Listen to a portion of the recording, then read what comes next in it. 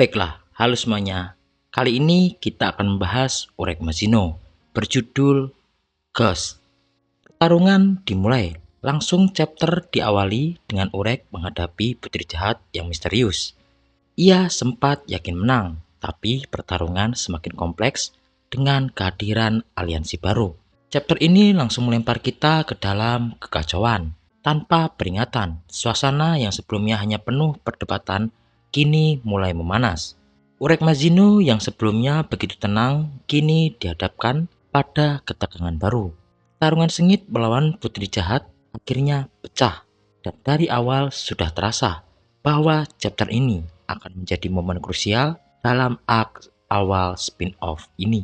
Putri jahat yang misterius itu bukan hanya kuat, tapi juga punya rencana besar, dan semuanya dimulai dari satu hal kecil tapi sangat vital, yaitu tiket naik kapal. Dengan konfrontasi antara Urek dan putri jahat, mereka berada di kapal pengangkut, tapi suasananya jauh dari tenang. Tanpa disengaja, Urek menjatuhkan tiket naik miliknya ke lantai. Tiket itu adalah akses resmi untuk menuju ke bagian selanjutnya dari menara. Sebuah simbol kontrol dan izin yang sangat terbatas. Melihat kesempatan itu, putri jahat dengan cepat mengambil tiket tersebut. Putri jahat langsung menjelaskan bahwa ia tidak ingin naik ke atas, justru sebaliknya. Ia ingin memotong akses tersebut. Tujuannya adalah untuk menghentikan sistem jahat itu sendiri. Dan tiket Urek adalah bagian penting dari rencananya. Ia menyatakan bahwa tiket bukan hak istimewa, tapi belenggu. Ia menantang Urek untuk ikut dalam misinya, menghentikan sistem yang mengatur siapa yang boleh naik dan siapa yang harus dikorbankan. Urek awalnya marah karena tiketnya diambil, tapi akhirnya menjadi tertarik dengan motif putri jahat ini. Ia mendengarkan penjelasan dan mulai mempertimbangkan makna yang lebih dalam dari sistem di sekelilingnya. Dalam dunia Tower of God, tiket bisa menjadi simbol kekuasaan, izin resmi, atau akses ke zona tertentu. Di sini tiket menjadi barang rebutan. Dengan satu tiket bisa membuka jalan ke dunia yang dijaga ketat oleh kekuatan Raja Jahat. Ketika Urek tidak sengaja menjatuhkan tiketnya, putri jahat langsung mencurinya. Tapi ini bukan sekedar pencurian iseng. Ini bagian dari rencana besar. Tujuannya memotong akses ke Raja Jahat dan mengguncang sistem kekuasaan yang telah ia pegang selama ini.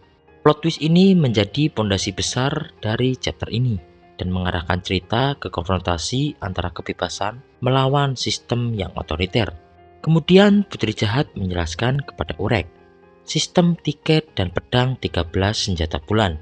Alasan kuat dari putri jahat untuk mendapatkan salah satu pedang dari 13 bulan adalah untuk membunuh sang raja menara, yaitu Raja Jahat. Ketika Urek menjatuhkan tiketnya lalu ia mencurinya, Urek akhirnya sepakat bergabung dengannya untuk mendapatkan tiket kembali dan mencabut akses ke Raja Jahat, tujuan utama keduanya. Lalu Shin berpindah ke tempat lain. Neo merasakan kekuatan Shinsu Urek. Sementara itu dari sisi lain kapal, dua karakter yang bersama Urek yaitu Lu dan juga Rohan tiba-tiba diserang oleh sekelompok musuh tak dikenal. Mereka berusaha bertahan, namun mulai terdesak saat situasi menjadi genting.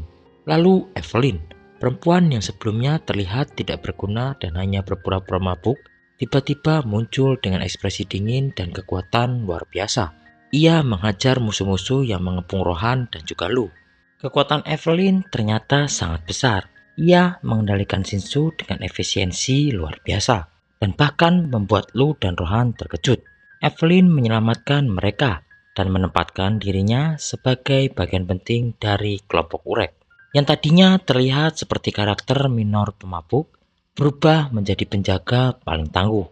Ia menghajar musuh dengan kekuatan Shinsu luar biasa, lalu menyelamatkan keduanya.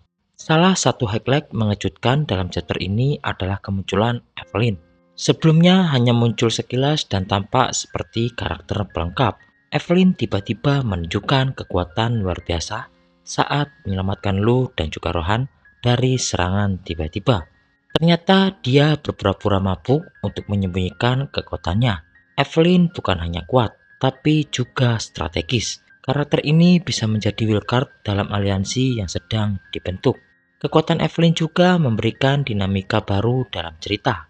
Dia memperlihatkan bahwa bukan hanya Urek yang bisa mendominasi pertarungan. Ada banyak kekuatan besar yang lain yang sedang menunggu giliran mereka untuk bersinar.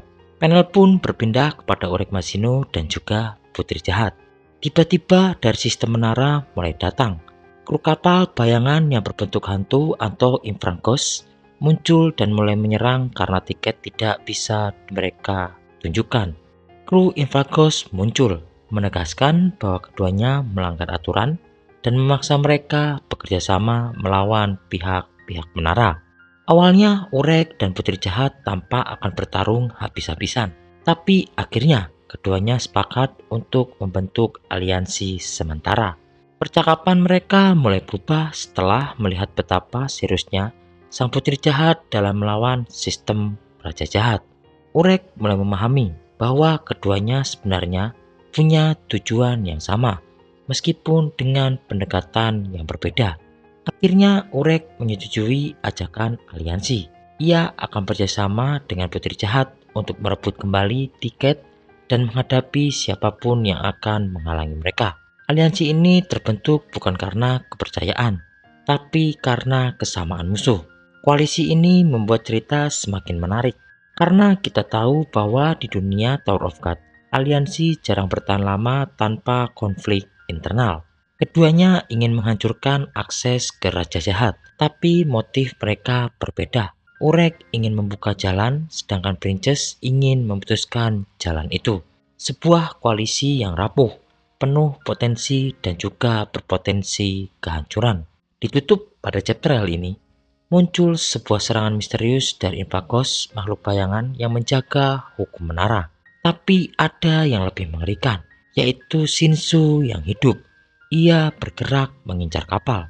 Kemudian Danjon, Rahab, dan Chongyum semua terguncang ketika melihat penguatan ancaman yang lebih besar. Setelah konflik internal mulai mereda, mereka diserang oleh kru kapal bayangan entitas misterius yang seolah bagian dari sistem pengawas. Selain itu, kita diperlihatkan bahwa Shinsu yang hidup mulai mengejar kapal mereka. Ini bukannya simbol kekuatan misterius, tapi juga tanda bahwa sistem menara mulai menyadari adanya pemberontakan. Tiga karakter baru Danjon, Rahab, dan Jenggum tampak terguncang saat Shinsu menyerang. Ini mengisyaratkan bahwa mereka akan terlibat lebih dalam pada chapter-chapter selanjutnya, lalu membuka jalur untuk konflik yang lebih besar. Baiklah, sekian pembahasan untuk chapter kali ini. Terima kasih dan sampai bertemu di next video. Bye-bye.